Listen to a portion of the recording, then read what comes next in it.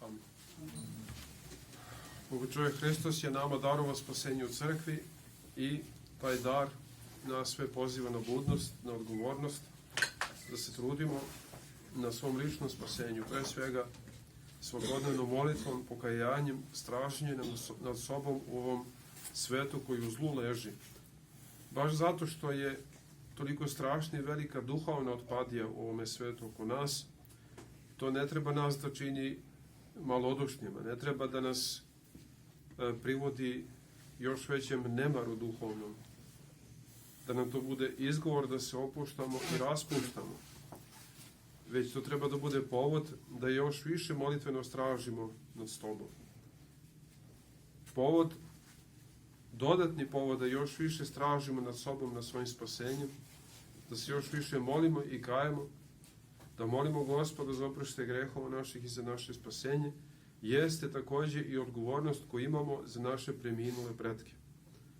Sveti oci vele da od našeg duhovnog stanja, duhovnog napretka, od naše revnosti u idanju putem spasenja, zavisi i spasenje naših bližnjih srodnika. Odnosno onda kada se mi trudimo da živimo pobožno, blagočestivo, da živimo u svetim tajnama, da se redovno ispovedamo, postimo, molimo, pričešćujemo se, da blagodat, odnosno da pozitivne posljedice jednog takvog života, poput svojevrsnog odbleska, osjećaju i naši pokojni srodnici.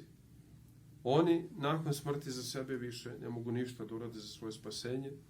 Posle smrti pokajanja nema, molitve nema.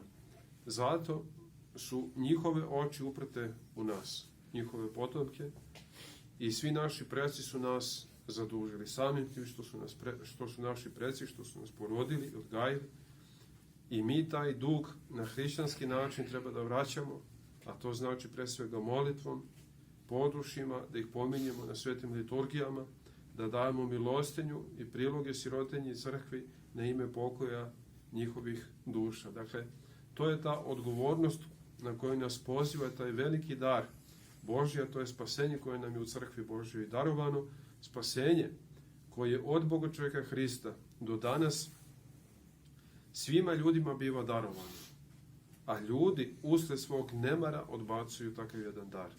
Dakle, samo je nemar ono što može od takvog jednog dara da nas odvoji. Nemar u tom staranju, u brizi za svoju dušu, za svoje spasenje, za svoj duhovni život.